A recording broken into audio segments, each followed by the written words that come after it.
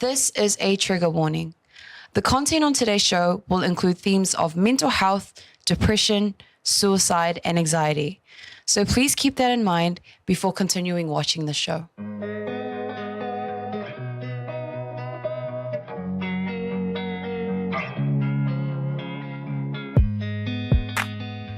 Talofa lava and welcome to our Pacific morning show. Great to have you back. Thank you for tuning in as usual, and we are excited for today's show. How are you today, Ben Ryan? You know what? I really had to dress up in something bright again this morning just to, give off that warm vibe this morning. But I'm actually feeling good. Yeah, I think I'm feeling the warm vibe from your bright clothes. Me too. Good. I really love the colours on that dress. You should wear it more often. I know. I think this might be the dress that I will wear every single day.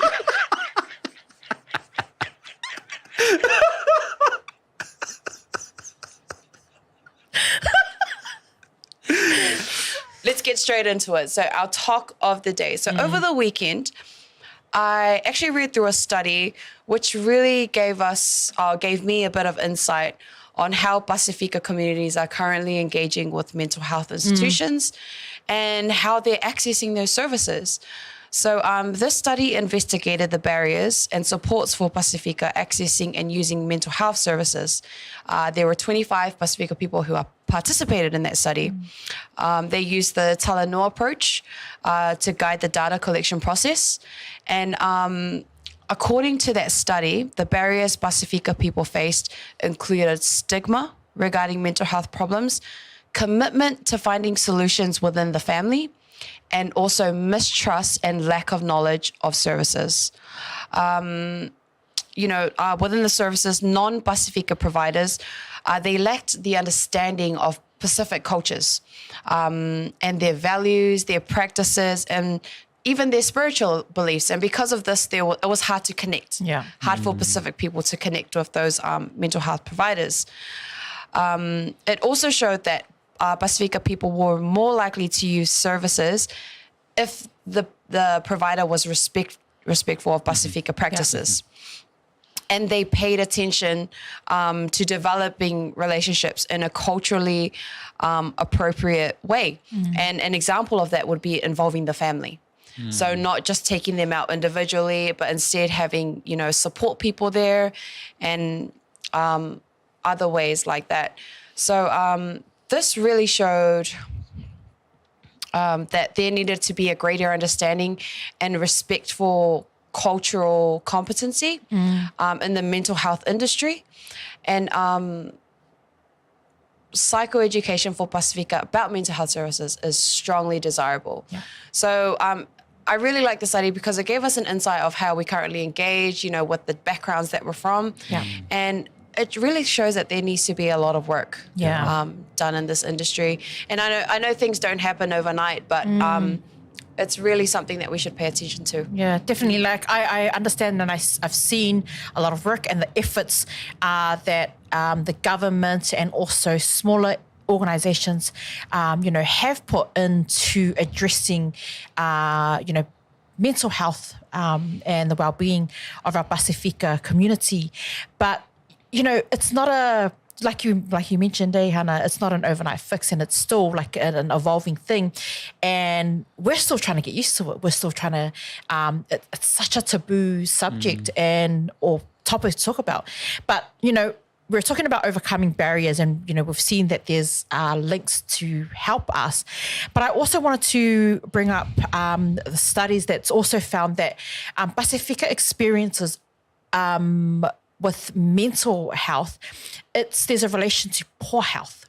And poor health is a massive contribution to mental.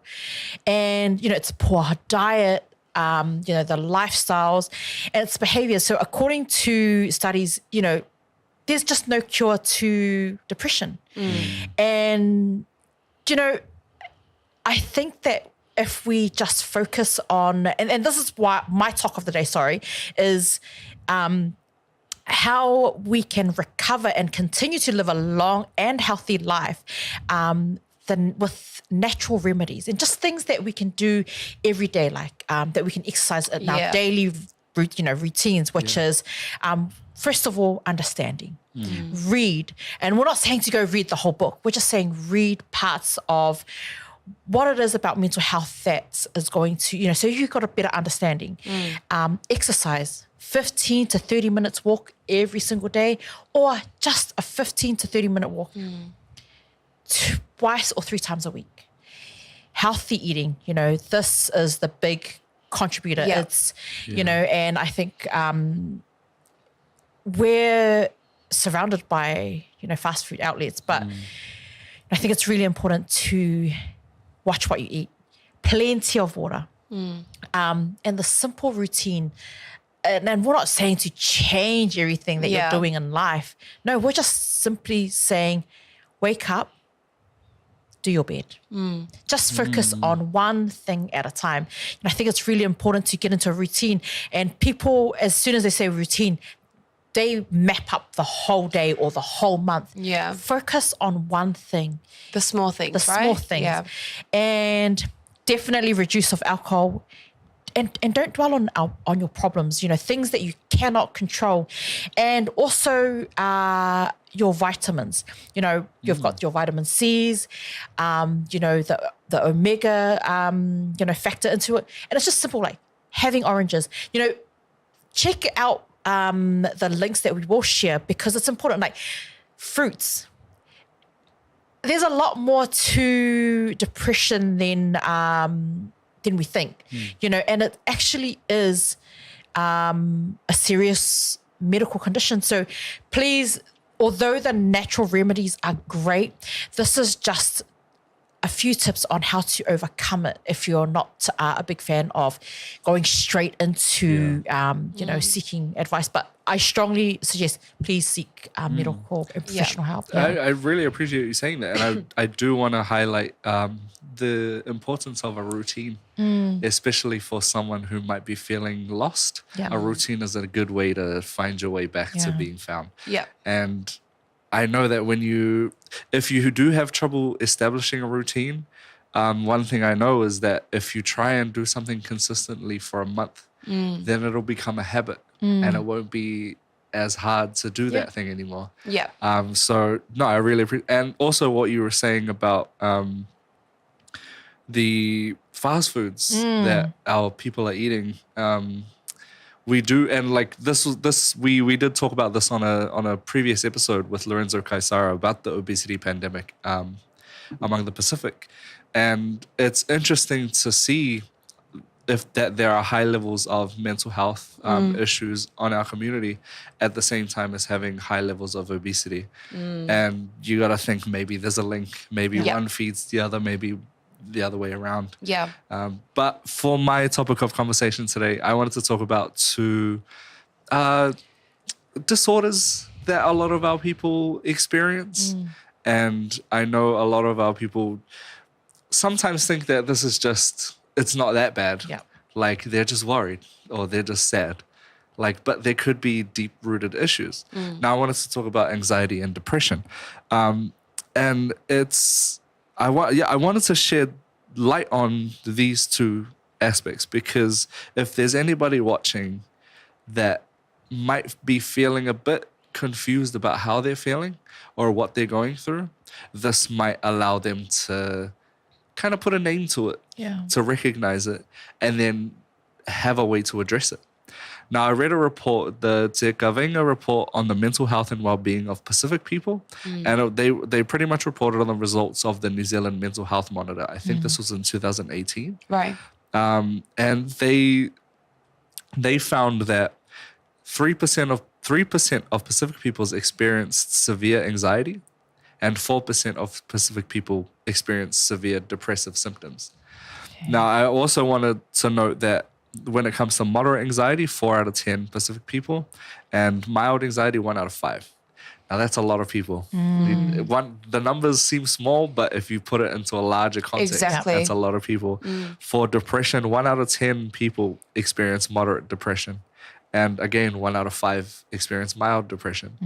Now, this data that they use in the report is all self-reported. Yeah. So this is all people that have actually decided, I'm going to go and Yeah. fill something out and report that I'm feeling this kind of way. Yeah. Imagine all the undiscovered. Exactly. know. I can tell you right now that there's a lot more people that are suffering through this without knowing exactly what they're going through and having their families or their friends not understand why they may be behaving like they are. Yeah.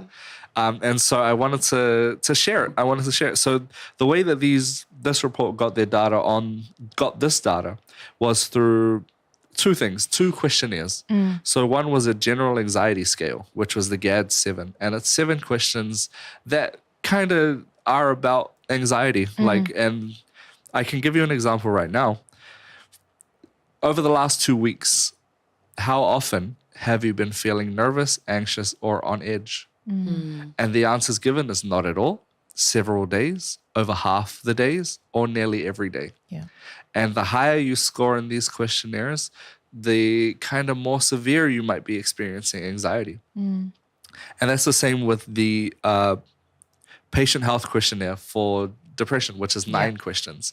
And it's the same thing. I'll link these questionnaires down below just in case you want to give it a try and see where you come with that.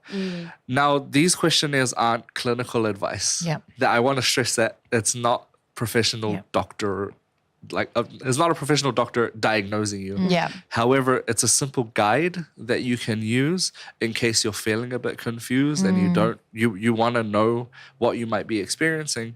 And when you do complete these questionnaires, it does provide some resources for you to go into. Yeah. If it finds that you have a severe case of anxiety, it provides a resource to go and call a professional, a clinical professional.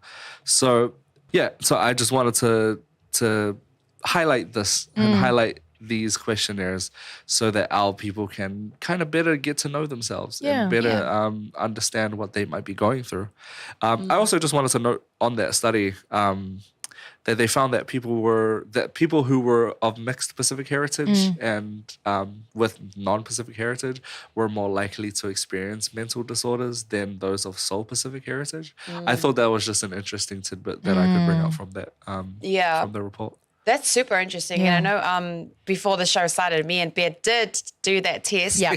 We won't be sharing our results, but it was very helpful. Yeah. Right. Now, I think for myself, we share a lot, but when you sit down and it's a very short questionnaire, but it actually makes you think about your week. You're like thinking, shucks, you stop and you focus. Okay. And reading it as opposed to listening to audio, and watching, it's different as well. And I think sometimes it needs to be highlighted in front of you. Yeah. And those 7 or those simple questions actually prompt you to check up on yourself. Yes. Yeah. Yeah. And also like that stat that you just shared that people who have multiple mixed heritage have it more than people with singular, what that mean? Yeah, like sole Pacific Sole heritage. Pacific heritage, that's the word. Yeah. Sorry, my vocabulary. That's very interesting. Yeah. And like, that brings to mind identity politics and how important identity is. So yeah, there's a lot to think about really. But I have our quote of the day, which is in relation to our topic. And that quote is, just because no one else can heal or do the inner work for you doesn't mean you have to do it alone. And I chose this one because I thought it was important. A lot of the times in Pacific cultures, we often feel like we don't want to be a burden to our families. And so we would rather face it on our own than bring it up, because oftentimes, a lot of people are told, get over it, toughen up. There's people going through worse, or we have so many problems. We don't need that right now. We often get told that. And then, if you have mental health issues, you go away thinking, I'm always the problem. Like you're blaming yourself while you're in that state. And I just feel like we don't have to be that way. We can extend empathy to people who admit that they have mental health. They're suffering with something, whether it be anxiety and depression, and you don't have to do it alone. Yeah. in the reality, a lot of the hard work will be done alone, but it doesn't mean we have to be an idiot and go out of our way and say, do it yourself. That's your own problems. Like, fix it. We can show empathy to our friends and family if needed. No, I love that quote, definitely, like, I think we've all experienced at some stage that we do need to extend or we need an extension to help us. And, there's always so much fear that we often put up the barriers, and past experience affect our judgment. And it's like, for me, I have major trust issues, and so automatically I don't want anyone in. I don't want to, where I used to be quite open with everything, I put the barriers up. And I think we need to kind of like look back and kind of like, these things happen. But it's so important to share to a trusted person how you're feeling, because I think, earlier on this morning as well, I discussed with someone who's so close to me about how, the tension, it's a tension of someone who we love so dearly that it's caused them to age a lot quicker, and you can see it physically because we kind of thought, man, they've kept bottling up everything and it's here. They carry that weight. And even though it's not heavy, it's heavy, if that makes sense. So you're carrying it here at the back of your head, and then your temple, it's kind of like, and this is the result. And we need to really stop that. We need to kind of like, hang on. And also someone else shared to me is don't try to be perfect. Show them where it hurts the most so that they know where to love you the most, and just trust your main, I think all they want to do is to love you the way you deserve. So that was shared to me by someone dear to me, and I'm just kind of like, it really took me, and I thought this quote was perfect for it, but share.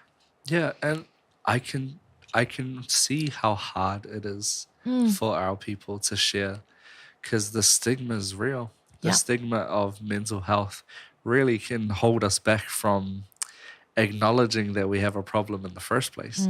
So people avoid it.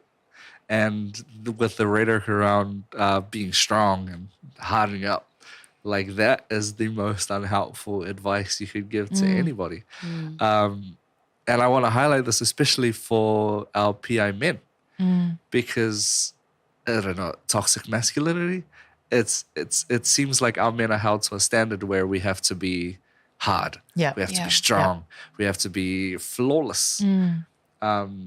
We have to be unwithering in our lives, and we don't want to talk. And we hold each other to the standard, and it's really bad. I am glad though that there is a growing culture of people that are talking about mental health and opening. Absolutely. Like, we got the podcast Mandate. I really like that they've created that space for men, and also for the boys podcast that they often discuss these kind of things. So it's really good to see that space kind of like grow. And like, those conversations need to be constant. They need to be present everywhere. Like, it's nice to have them in a podcast, but if you could have it at the workplace, if you could have it in the kalapu, you could just have these conversations all the time and make sure that people are expressing how they're feeling inside. Now, and today we have a really special guest coming in the next segment. We have Isoa Kavakimotu. He's a digital media specialist, influencer, and mental health advocate, and he's going to join us to talk about his journey with mental health and then a wider discussion about mental health. Can't wait.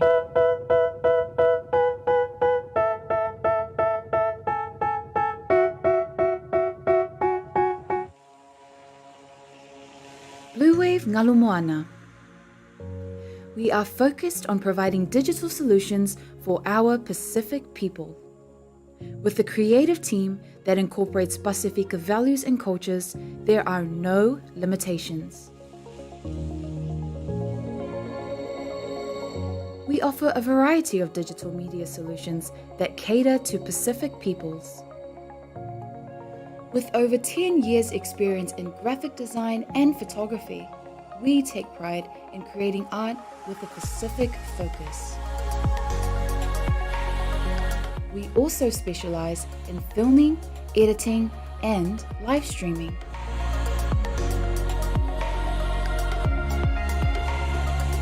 A digital media company serving our Pasifika families, Pasifika businesses, and Pasifika communities. Bluwave Ngalumoana. Live and breathe Pacific.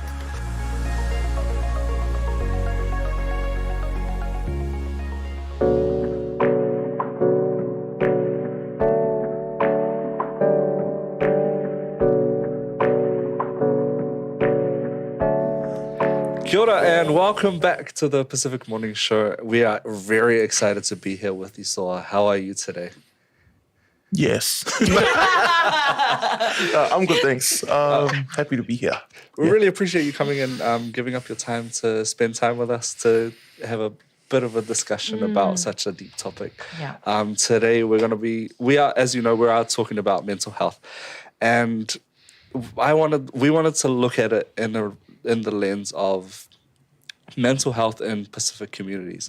Now, it's not often an important subject, and a lot of people say that it's a Palangi disease, that it's not something that Pacifica people go through, but the reality is it is. Yeah. Yeah, and I wanted to share an experience. I'm not going to share any names, but there was a 16-year-old boy who committed suicide at a school. And when he passed away, his parents went through his phone and found a burner page that he had on Instagram.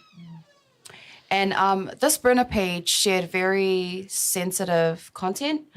He shared images of him with self-harm. He also shared paragraphs of the experiences he was facing that really hurt him. There were 6 people following that burner page. It was a private page. And so the family and the police questioned the 6 people that were following, who were also students of the same school, and asked, why didn't you guys tell someone about this? And all those students came back and literally said, you don't do that. It's a lot of youth do it. It's normal, but it's just, you're just there to kind of validate or kind of show that you've seen what they're going through. But you're not supposed to like give them advice or say, hey, I'm here to talk to you, because you get blocked that way. So this is where we are right now. And they are of Pasifika descent, which is, I have no opinion on it, but it is very telling of the fact that youth are finding it hard to find people to confide in. And now they're on very unsafe spaces. Social media, the worst social media. I mean, going off what Ryan said, hand on heart, mental health doesn't discriminate. And, listening to the experience that you've shared, Hannah, I think as a mother to a teenager, man, I'm concerned. I really am concerned about my babies. And, this is why mental health discussions, it shouldn't be taboo in our Pasifika communities. And, with the conversations and the statistics around mental health, we can really see that there's a disconnection within our Pasifika families. When it comes to making mental health a safe topic to talk about, I'm guilty, and I've lived through it. But, we shouldn't, and our kids shouldn't. But so, what are your thoughts about that, when it comes to making mental health a safe topic to talk about? Well, making mental health a safe topic to talk about, should open all the trigger warning. Let's get heavy. But trying to remove that stigma that, because instantly you hear, the first thing you hear, especially from people who haven't experienced it the way you have, oh, it's all in your head. Oh, harden up. That's the typical thing that, we resort to. That's the male response, really. And that's why I was so happy that, all black icons like John Kerwin came out and was public with his own struggles with depression. Doing your best to remove that stigma is, trying your best to open up a box, that you're still not really comfortable with. Opening up is hard, especially if you haven't processed it. I, myself, personally, I'm still not 100%. What is it? Earlier this week, me and my therapist do this thing where we check it. Sorry, I'm like jumbled mess. Me and my therapist do this thing, that this tool that she gave me is like, out of 10, how are you feeling? 1 being not good, 10, how are you? If I could characterize how I was doing this earlier this week, I was at about a 3, which is not good. I've been to points where I've been like a -1, dangerously close. And then, after yesterday, I was at like a 9. Like, I felt great, But, trying to create safe spaces, opening up about mental health is hard because it's such a wide spectrum. Different people process things differently. Yeah. And, the way I might, handle a situation won't be necessarily the way Hana processes a situation. And I think that, tying back to what Hana had shared earlier about, about that kid who had sadly taken their own life, when you're that age, you don't know. Yeah. You're young. Yeah.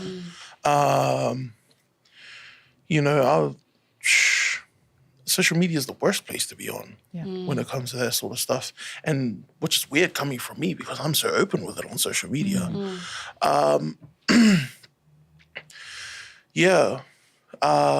Because when you're that age, and especially for like the cops and the parents and all that, they're like going, "Hey, why didn't you tell anyone?" Yeah. Because there's no trust. Yeah. We don't trust you.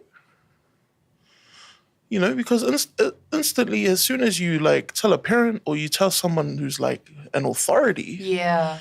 when you're that age, Even like school teachers. yeah, school teachers, a lot of times they won't come down to the level of the kid, Yeah. which is what you need to do. You need to come down to that level. Remove all your hats, your professional hats and all that, and just be like, what's wrong?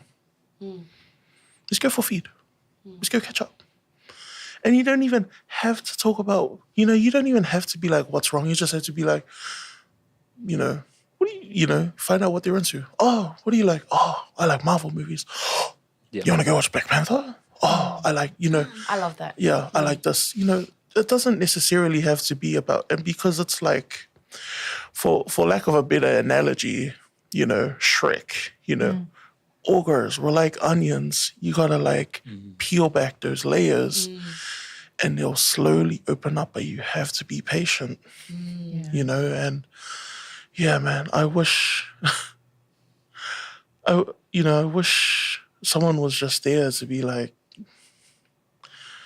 for that young person just to be like, here's a safe way we could, try to process what you're going through, or not even that. Just be like, you want to hang out? I'm here. And I'm guilty of not necessarily being the best person to be there for people and all that sort of stuff. But it's but it's also tricky as well, because when you're that age, you don't know. Yeah. And putting all that pressure on those kids to be like, as soon as you ask, why didn't you tell anyone? Yeah. Automatically to them, they're like, oh, they're blaming me. Yeah. Yeah, so like, it's just a breakdown in like communication and stuff like that, but it's unfortunate that it cost a life. Yeah. But just on my end, what do I do to deal with like my mental health struggles? And man, that plane is pretty annoying. And what do? So like when the pandemic started, I started working out. Exercise like really helps, which is like I'm on a weird spectrum. Like I put on weight that I had lost, and like now I'm back on the bandwagon after some injuries. But another thing, I see a therapist once a week. So like, yeah, my Tuesday is like if anyone like books in a meeting with me on a Tuesday, and I'm like, oh yeah, no, I have therapy. I do not move that at all, unless it's like really exceptional circumstances. And every Wednesday I co-host this men's group, a men's quarter group for work, where for an hour, like we literally only have 2 rules there. It's no judgment, no advice. And, you know, these guys come through and we just sit there, we eat, we talk. So it'll be like, you know, I'll bring up a topic, or one of the guys bring up a topic, and we just discuss that for an hour. And, yeah. And, you know, that's a good safe space for men. There's also a women's group that our work runs. So, yeah, like, you know, we host these little spaces, but, like, you know, it's kind of hard trying to reach out to people and be like, you know, because a lot of times, unless you want the help, you know, the help can't help you, you know, which is sad, but it's the truth. Yeah. But yeah, I feel like I'm talking too much. So I'm just gonna... You're not talking. I think you've shared a lot of valuable things. Like the first thing I'd mention is how you said how to respond to someone going through it. Yeah. Just take them out for lunch. What are you into? What are your hobbies? What games are you into? That we can do. You know what I mean? With people around us.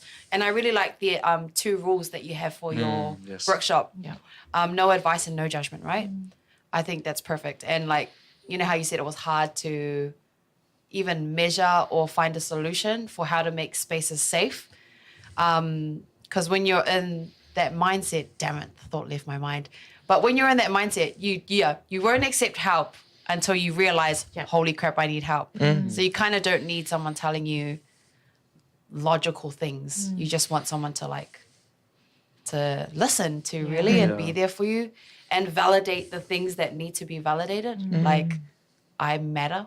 But this is just me sharing my experience. This is not a reflection of anyone else. When I was dealing with anxiety, high anxiety, you just wanted those simple things validated that we all need as a human. Like, you know, when you're a baby, you want to be cared for, hugged, loved, and everything. We also need those things as adults.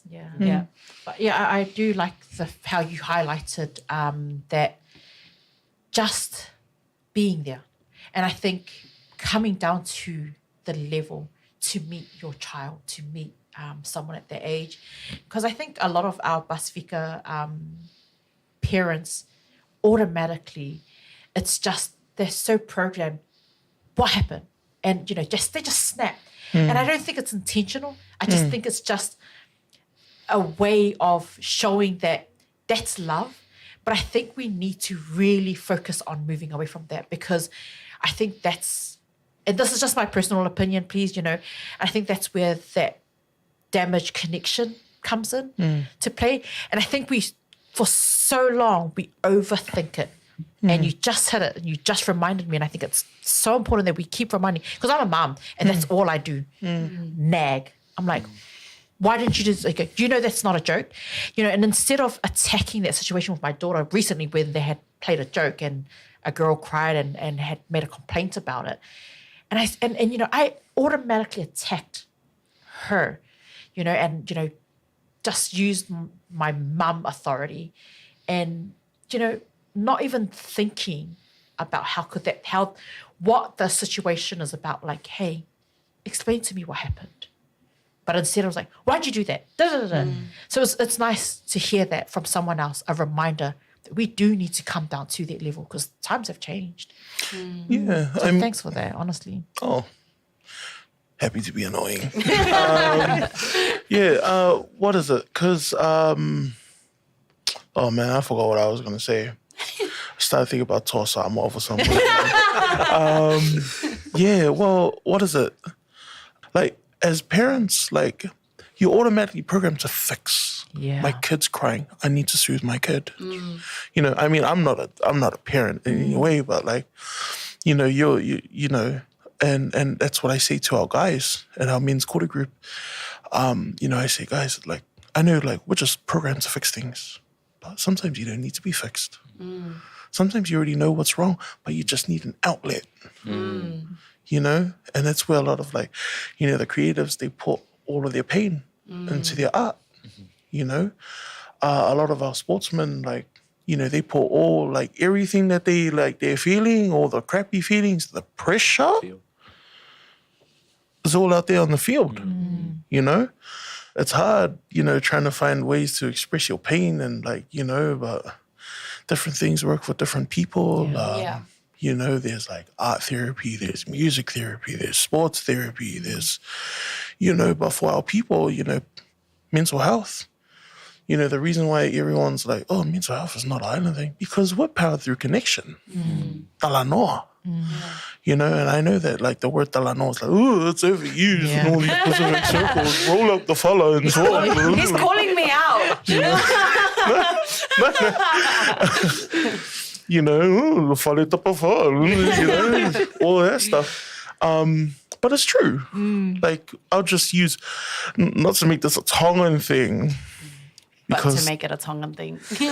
because I'm Samoan. As of last Thursday, I'm Samoan. But, like, you know, our ancestors, like, they're driven through connection, you know. Whaikawa, the sacred circle, you know. Our men sit there, you know, and in recent times, like, the negative connotations of, like, you know, oh, men only go there to play up on their wives and it takes time away from their families. They go there and connect. I could learn more sitting in a kava circle, listening to stories, music, jokes, and different opinions and stuff like that, history. I could learn more sitting there than going to a freaking, like, uni lecture. Yeah. You know, because you're sitting there, you know, at a lecture, you're just getting one guy and all these different things filtered through his lens or their lens, right? But you go to a kalapu, you've got a multitude of different knowledge banks being shared. And it's encouraged in the whaikawa, you know? And women's groups, there's like the kokaanga, you know, where they're making the ngato. You know, they sit there, they, you know, talk smack, they joke, they connect that way, our women. And they're even women's kalapus, you know? And that's the thing, is that, like, you know, we've kind of, like, moved to all these, like, different countries and live overseas and stuff like that. And all those, like, different ways of connecting with one another are gone. Because it costs money to live in these different countries. We're constantly out there, like, you know, working for money and stuff like that. And then we just kind of lose focus on, like, oh, I need to call auntie. Oh, I need to call, you know. It's all gone because we're all tired of working these ridiculous hours for peanuts. Absolutely. Man. Yeah. And I could go on and on about this corrupt system Yeah. and the things it entails and how it's like, it sets us up for a lot of mental health problems. But definitely a show we need to have another day, because I could go into, Yeah, me too. I could go for days into that topic. But we've talked a lot about, I think you've given some, I've learned a lot just from hearing you speak, especially with what you said about whaikawa. Learning using, you know, that method of bonding and socializing is a good way for men to get together and laugh, joke, and do what they want to do.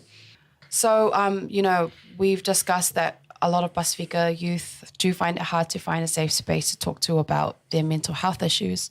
And, you know, Isoa, you've shared openly with the public that you have had mental health issues and you're currently dealing with them. But Go to therapy. go to It therapy. works.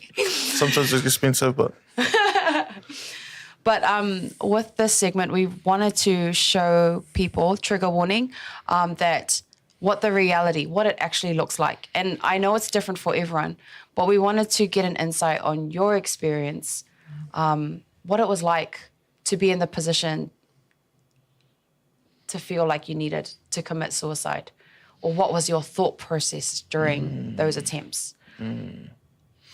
Okay.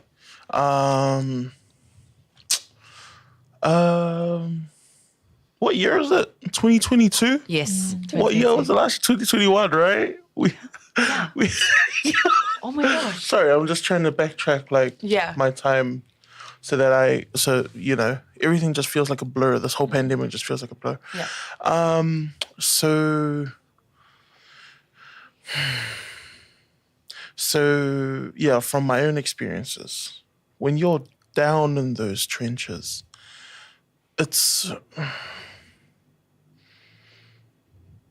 you could be seated in a room filled with your loved ones, and you feel completely alone. And that happens to me a lot. Like, I tend to sit in these rooms and I'm like, oh, my cousin's there, my auntie's there, my mom's there, my dad's there, my brother's there. I don't want to be in that room. I don't want to be on this earth. And just, what is it? So last year, I was seeing someone for a little bit, romantically. And then we broke up. It was about April. Yes. Yes, early April. But we had broken up. We had broken up like early April. So mid-April, like I was down in the dumps. And I was like, I'm doing all I can. Okay, I need to back at the gym. Okay, this is cool. Like I'm getting that endorphin rush. This is before I started going to therapy. But I'm walking, I'm moving, I'm not sitting still. I'm letting myself cry. That's something that goes, especially for guys, nah, don't cry. Crying's for pussies. No, you can cry. Trust me. I've seen my dad cry heaps of times. I almost cried when I had to explain Inception to him in Tongan. Oh my gosh. And I did it successfully. Anyway, what is it? Yeah, and yeah, just giving myself space to cry and feel my emotions. Probably listening to R&B music wasn't helping, but when you're in your feels, you're in your feels. And so every night following my breakup, I was walking my dog. And this is the genius of my dog. One night, I was walking my dog, and I was just walking him, and I was just in tears for the entire walk. And the good thing is that it's at nighttime, so no one knows. Yeah. And the entire time, I was just in tears. And then we get to the end just before the turnaround point to go home. And trigger warning. I see this tree, and I'm holding my dog's rope, a very long rope. And those of you guys who know my dog, he's a pocket filled with energy. You take that leash off, he runs. And I was just like, no, this is it. No one loves me. The only person who I thought would love me broke up with me. There's no one here. I feel alone. I'm done. I don't have a job. I got nothing to look forward to. And that was honestly where I was in that moment in time. And so I got to unhook my dog. And keep in mind, I've been crying this entire walk. I unhook my dog and I go, just go. And I go to, and I'm about to go and tie the rope. And my dog won't leave me. He is so annoying. Oh my gosh. He will not leave me. So then I'm like, bro, go. Just go. Yeah. Because I'm in that moment in time, I'm lonely. No one's picking up my calls. Nothing. I feel just empty. I don't want to be there. I don't want to be anywhere. And this little bastard won't leave me alone. And so I'm trying to loop the rope, which is fun. Come to think about it, I'm like, how was I gonna like end it all when I'm like 300 kilos and just like, like I walk past the tree whenever I go for a walk, and I'm like, man, going crazy. But yeah, like my dog wouldn't leave me alone, and so like for about 2 minutes of me trying to convince him to run away, like, oh, look, who was it? Like, I'm saying all of his trigger words. Who was it? Go hi. Like, look there. Go to dad. Go to this. Go to that. 2 minutes of playing time turned into 5 minutes. Turned into 10. Turned into 15. Turned into like, I'm tired of playing with the dog. Let's go home. My dog saved my life. And, it's funny how like you go back and you're like, it's the little things that like, that could, that stopped me, that got me sitting here in the seat. Because if these little things didn't happen, man, I didn't think I'd live to 28. Oh, well, I'm 29.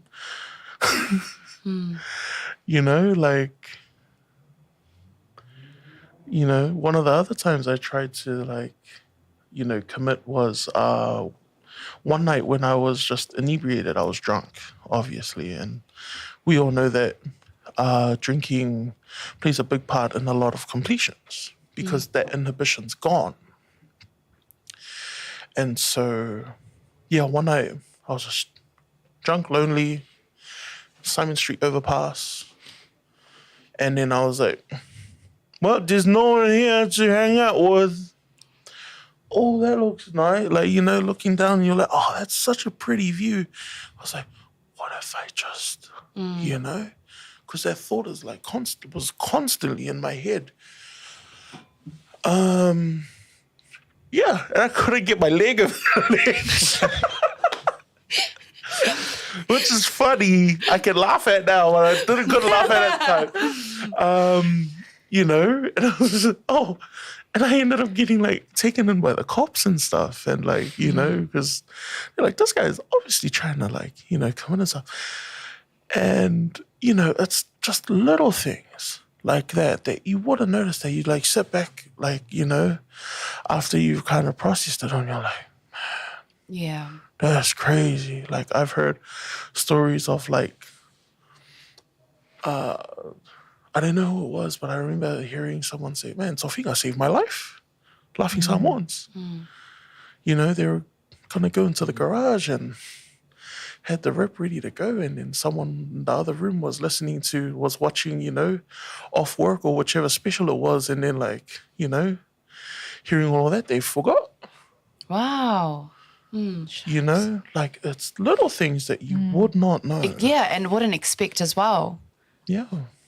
So if you see my dog out there in the streets, tell him to come back home and that he saved my life on more than one occasion. But yeah, in that moment in time, it's just despair, emptiness, darkness. And man, I'm grateful to be here. And yeah, thank you for letting me talk for ages again. I hope I answered your question. You definitely did answer our question. And before I wrap this, did you guys have anything to say? No. Or ask? Did you guys want to ask anything? No, I'm very grateful that you're here. Yeah.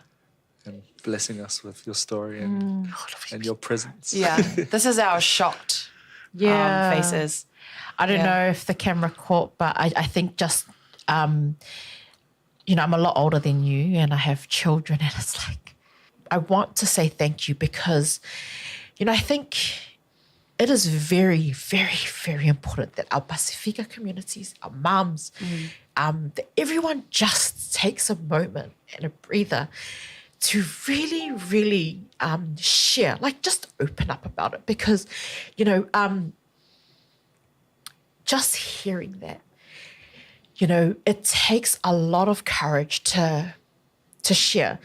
And we often joke about it, and I think I went through my experience, and to have someone like yourself share, it will help and it will save so many lives. You have no idea.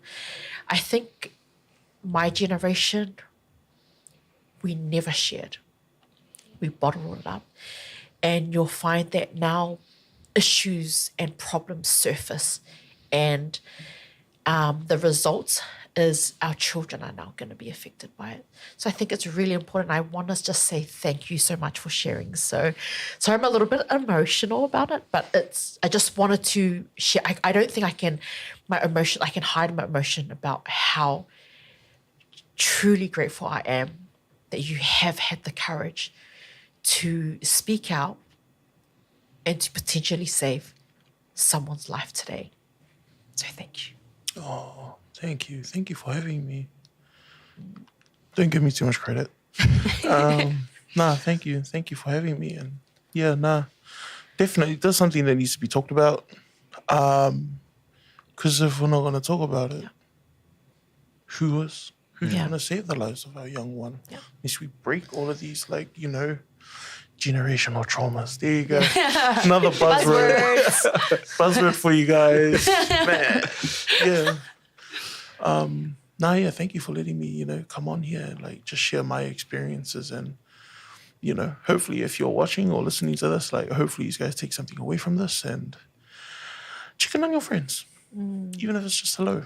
And I'm terrible at doing that, but I'm going to do that after my meeting in the afternoon.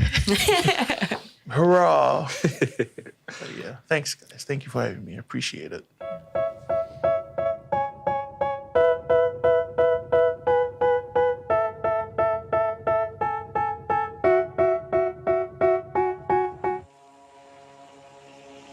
Bluwave Ngalumoana. We are focused on providing digital solutions for our Pacific people. With a creative team that incorporates Pasifika values and cultures, there are no limitations. We offer a variety of digital media solutions that cater to Pacific peoples. With over 10 years' experience in graphic design and photography, we take pride in creating art with a Pacific focus. We also specialize in filming, editing, and live streaming.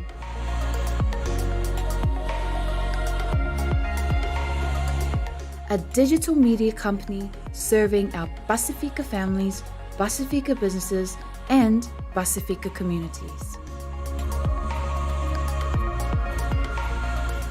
Bluwave Ngalumoana. Live and breathe Pacific.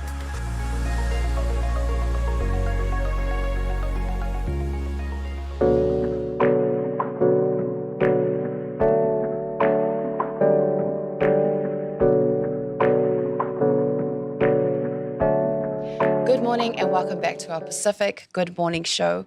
We are here with episgirl.com, blogger and writer and graduate applied psychology student, Anasha Epenesa. How are you? Hi, I'm good. So good to have you on our show. Thanks for and having so thankful to have you here to share your experience because I feel like it's very important, especially in our Pasifika community, to normalize these kind of conversations. So Anasha is a victim to narcissistic abuse, and I'm just going to give her a platform and a chance to just explain a bit of what she's been through. Cool. Thanks so much for having me. So my name is Anasha Epenesa. I'm a recent blogger and writer, and I'm also a psychology student, and I am Samoan, Tokelauan, and Kiribati and Tuvaluan. So just a bit of fruit salad, but mainly Samoan is what I grew up as. So my experience with narcissistic abuse actually came about when I was younger. I had gotten into a relationship with my first boyfriend, who then became my husband, and I was with him for about 18 years and married for almost 12 years. And while I was in the relationship, I wouldn't have understood any of the terms to do with narcissistic abuse. It was once I got out of the relationship and through a lot of counseling and a lot of mentoring, and just going through the process of understanding what I had been a part of for so long, that I came to realize, wow, so this is what this looks like, and this is what narcissistic abuse is.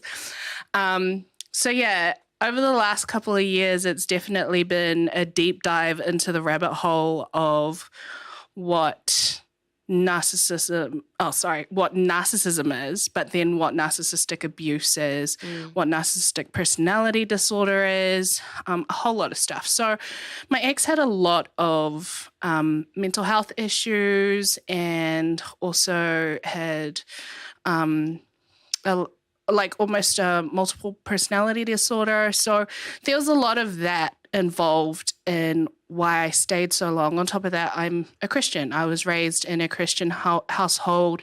I went to a traditional Samoan church for a lot of my formative years. Right. So when you get married, it's almost like once you marry, you're married for life and you don't give up on that. So there was this thing in me that was like, oh, I have to stay married to this person even though they do all this crap to me. Unfortunately, when it comes to narcissistic abuse, a lot of the time it can also look like domestic violence abuse. So I've been through everything at the hands of this person: physical, sexual, emotional, spiritual, financial abuse, like all of it. And under this spectrum of narcissism, you have covert and overt narcissists. And my ex was a covert narcissist. So it's the really insidious one because you actually don't recognize it. When you meet them as people, you're just like, oh, they're really cool. They're really humble. Like, they're so unassuming. They're not, they seem harmless. Right. Except behind closed doors, it's a totally different story. Behind closed doors, it's always about the power and control dynamic, how they can get you to be their narcissistic supply. So pretty much anything that bolsters them and makes them feel better. The thing about narcissists is that it actually comes from a place of deep insecurity and deep wounding. So it tends to start in your formative years. And narcissists in general are like we all, as the human race, we all have narcissistic traits. But when it comes to this in particular, when you have narcissistic personality disorder or you're a narcissist in your nature, it's almost like you're a sociopath. And you don't function the same way as other people do. So you can't feel things like empathy or true emotions because it's almost like they're dulled down. So going through this, like I'd met this person when I was 11. So, right. And this person being my best friend, like I didn't ever think that he could ever hurt me or be cruel or be mean.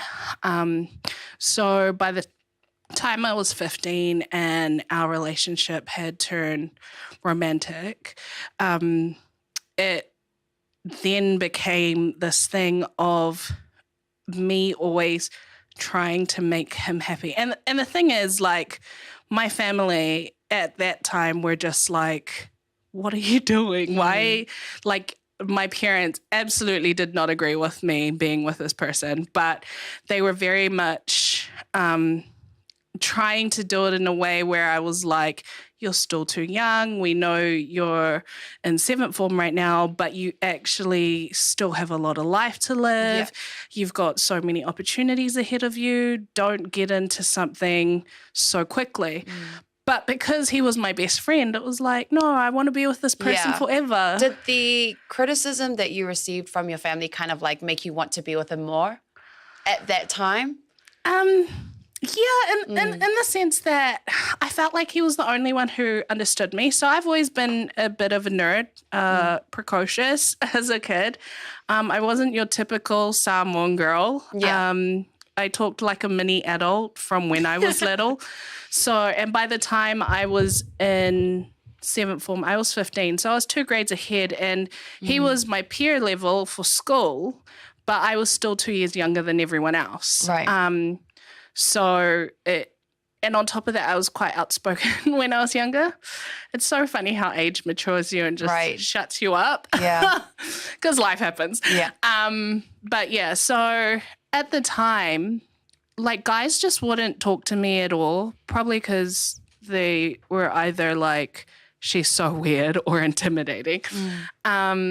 Whereas this particular person didn't care about any of that. He was just my bestie who I could laugh with, we could hang out, we could talk about our crushes, like stuff like that, like normal teenage growing up stuff. But when my parents in particular were like, we know he's your friend, but you shouldn't be getting into relationships, you're not allowed to date right now, it just became like, oh my gosh, you guys don't know me. Yeah, yep. And, you know, when we grow up in our traditional Samoan homes or with traditional cultural aspects, but we live in a Western world where we're taught to think for ourselves, and we veer more towards, I guess, European or Western cultural constructs. It definitely clashed, but it just, I guess, made me more sneaky. It was like, well, you guys don't know me the way he does, and I'm just going to stay with him. And bearing in mind, the whole time we were together, he was cheating on me. And even when I knew he had cheated on me, like, he'd say things like, those people don't mean anything. It's you I come back to at the end of the day, and you're my forever person. And words were so important to me that I was like, okay, well, maybe you're not trustworthy in terms of being, like, faithful, but you are my forever person. So it just continued to, like, I don't know, I just stayed in it because he was my best friend, and he knew how to make me laugh. Making someone laugh is overrated, by the way. Yeah. I'm just like, they need to do other stuff other than just make you laugh. Yeah. But yeah, so I think from that perspective, also, I had a childhood history of being sexually abused, and because of that, it actually makes you almost like you're easily susceptible to narcissists because of what happens to you as a child in your formative years. It means that when you see certain things as you're older, you're almost desensitized to it because you're like, oh, well, your perception of love and healthy relationships is already warped. So, you know, for me, it was like, this is a relationship where I can see lasting for all my life. So even if he does cheat, or even if he does do stupid stuff, this is my life person, so I just have to help him through it. And pretty much from the age of 15 and until I broke up with this person, I was living in survival mode. It was just like every single year I can name something stupid he did, whether it was cheating on me with someone in church while we were youth leaders and he hooked up with someone at church, or having to resign from his job because he hooked up with one of his students when he was a youth worker. Like this whole thing of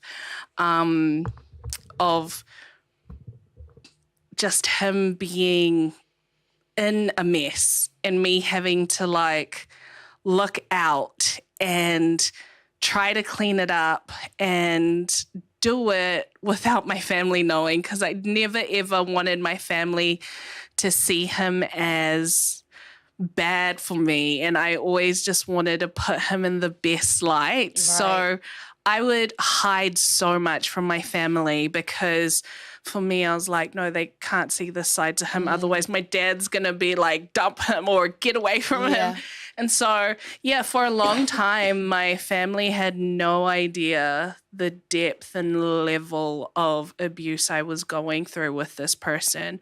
Because the thing with narcissists, and especially covert narcissists, which is the type of person I dealt with, they hide a lot of stuff and they make you feel like having the bare minimum is hard work.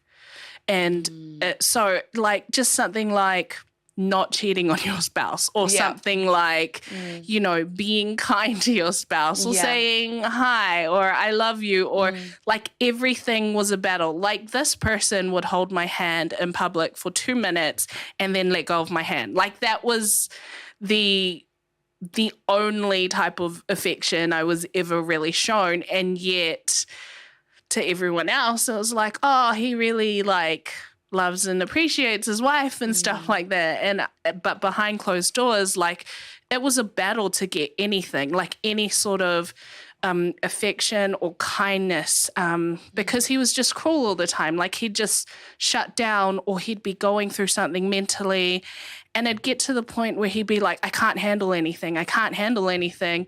And so I said, okay, well, I'll take off all my expectations of you, of being a husband, of being a friend, and let's just try and get you into a better space. And the thing is with narcissists is it's not all bad. Like it's why you stay for so long because they're not cruel or mean the whole time. Like you get glimpses of what could be beautiful. And so you continually fight to get back to that stage. Yet if you think about it, like that being the bare minimum means it shouldn't be a fight, but that's what it was. My whole relationship was trying to get him out of messes, trying to help him if he did stupid stuff, get him into counseling, get him into seeing a psychologist, a psychiatrist, get him on meds, get him diagnosed. Like it was a continual battle of doing this stuff on top of me having to deal with my own life and my own stuff I was going through. So it got to the point where like I would have to handle everything financially. I would say, hey, you've got bills coming up. We've got bills. You've got this coming up. And he would like spend like crazy on clothes, on gifts, on food. And it would be like, we earn well. Why are we still living paycheck to paycheck? This doesn't make any sense. But he just couldn't stop like any of that. And it just got to a point, like, because I actually hate shopping. I hate shopping for clothes. All of it. Like, if I can find something I like, I will get 3 pairs of it so I don't have to keep going. So it may look like I wear the same thing every day. I don't. But I just have multiples of the things I like. Whereas he would want new things all the time. And I remember us having this one massive argument while I was in Hawaii. And I'd come back and it had been a really bad time for me. But then like a month later when things were starting to get back up, he was just like, oh, so do you still have my gifts from Hawaii? Oh my gosh, And I was like, well, I did buy them for you. Of course I have them. And he goes, oh, I just wasn't sure because you were so mad and I thought you might have given them away. But just that was the focus. Like, did you bring me my stuff? Like, where is it? Like, so stuff like that. And I think the harder thing for me with being with someone like that is I could have walked away and been okay with it all. And we used to be dance leaders in our community, so in the street dance community.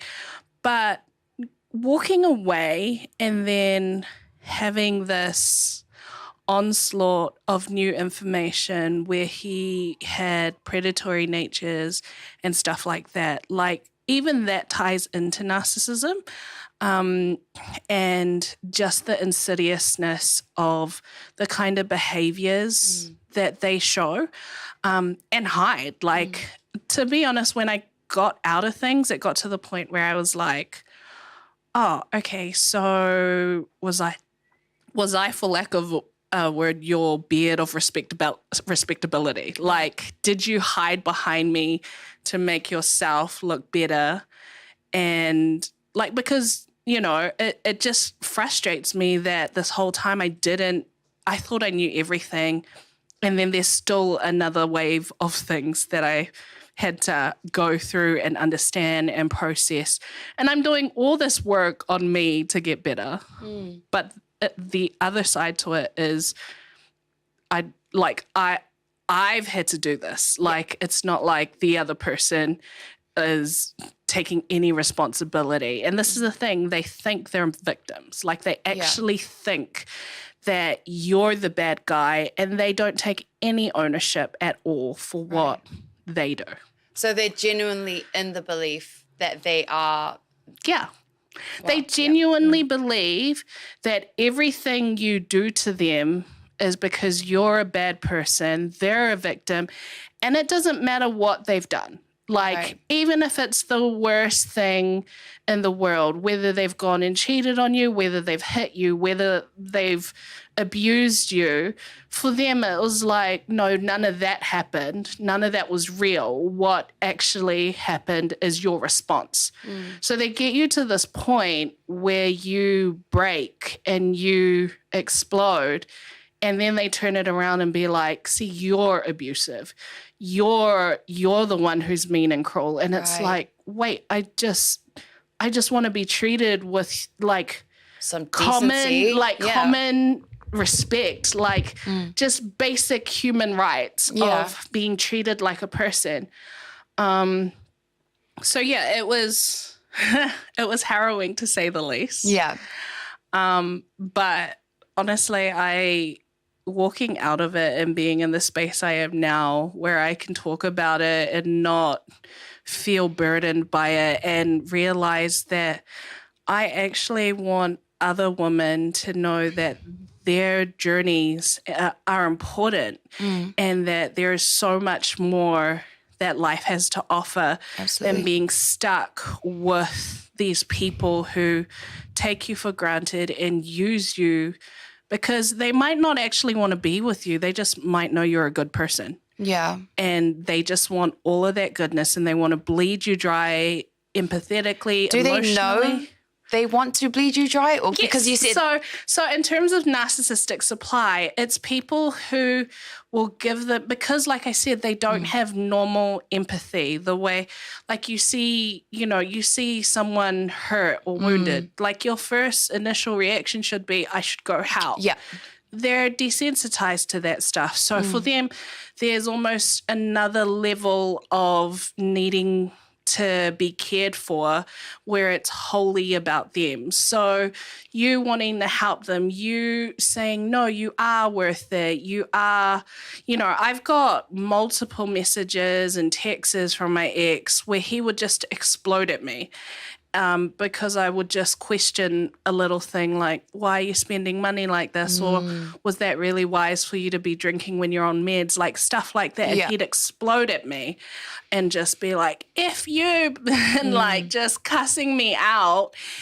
And then a couple of hours later, after I've been eviscerated emotionally and just seen all these words of death thrown at me, a couple of hours later, he'd just be like, oh, I'm so sorry, blah, blah. Like, I know, like, I'm always like this. I'm up and down. And that's what you fall for. You fall for the, okay, he knows he did wrong. Like, okay, let's try again. And it's always just enough to keep you going. Right. And as women, like, we're nurturers. So, you want to, like, look after people who you feel have been entrusted into your journey, into your life. And, you think you're signing up for a partnership, but really it's like you're being with a narcissist, and even a covert one. It's like you've signed up for a life of being everything, like a mum, a wife, a bestie, like all of it, but it's on steroids, and it drains you. It drains the life out of you, literally. Like I wear, like when people meet me and hear my story, they're like, oh, you're so strong, or, oh, you've been through a lot, so proud of you. And that's great to hear, but it's my body that wears the trauma. Right. So, like, I'm still processing and I'm still walking this out. And even now, it's tough. I have days where it's really hard, where I'm like, did I actually go through that? Did I spend 18 years of my life wasted with a person who had absolutely no intention of ever being better, of ever wanting to get better, of just continually running from their stuff as opposed to healing and dealing with it. And it just, sometimes I'm baffled at myself because I'm not dumb. Like, you know, no, you're definitely not. Like, you're like the biggest bookworm I know. Like I like to study. I like learning. And yet it's really hard because it's like, how did I get so sucked in?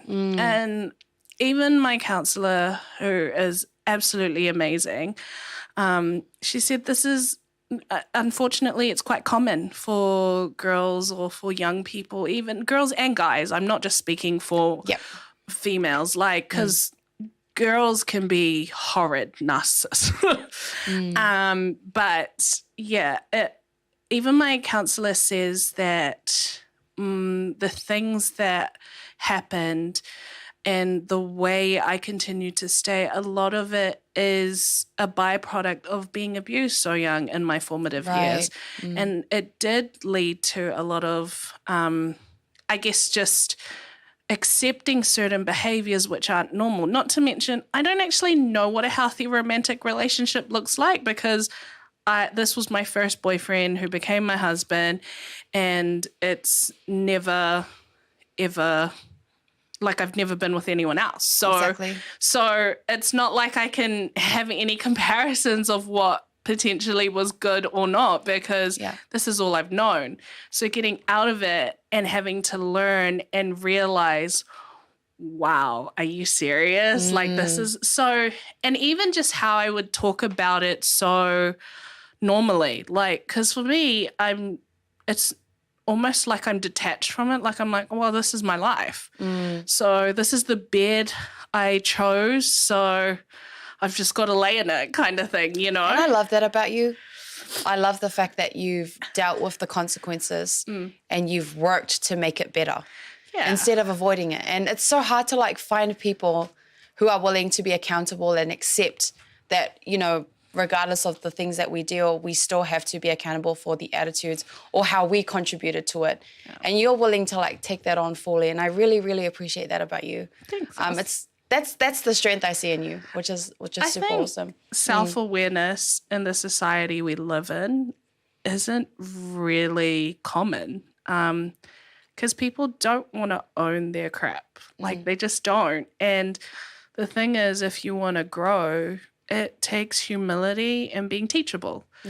So I would hope that if I were to ever get into another relationship again, that it would be from a place of having healed and not visiting my past on this new person, but it would be from a place of wanting wholeness and from wanting a partner, not the same thing. I don't want to attract the same kind of thing. Exactly. And I can't do that if I'm not willing to learn and grow from what has happened. So I think that's a huge thing that we lack in today's society. I mean, social media in and of itself is narcissistic.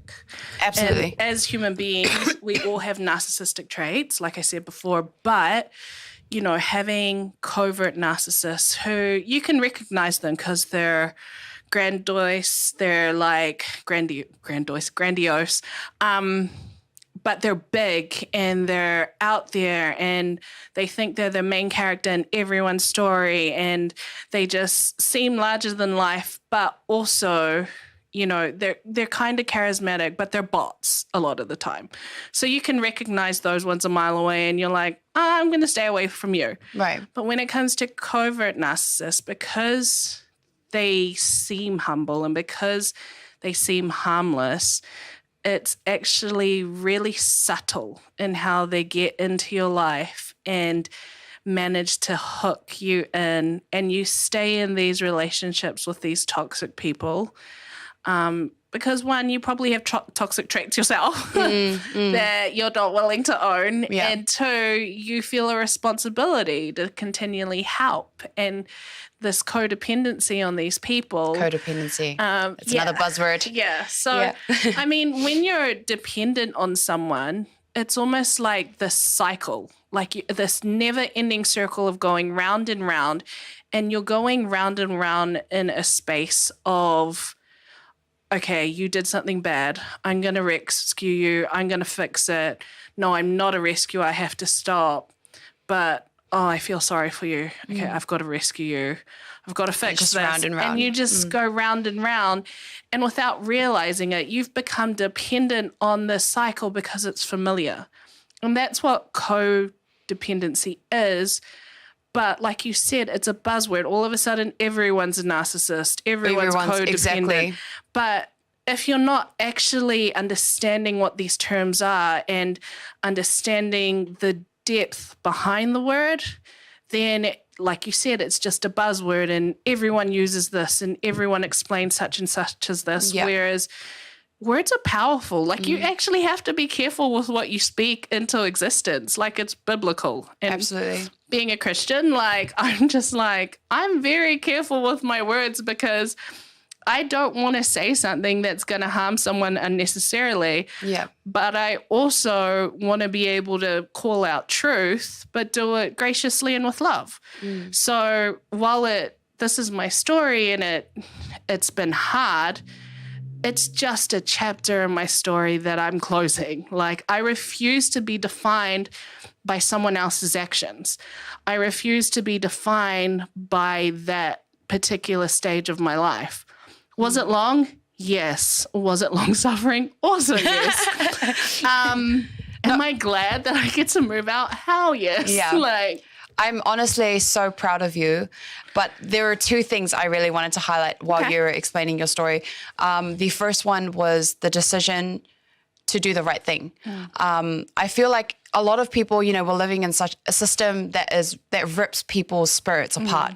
And we all, everyone in a different way experiences trauma at some stage in their life. If it's earlier, it's a lot harder to recover from. But because a lot of people experience trauma, some people don't actually realize till later stages in their life that they're conducting themselves or acting out of their trauma.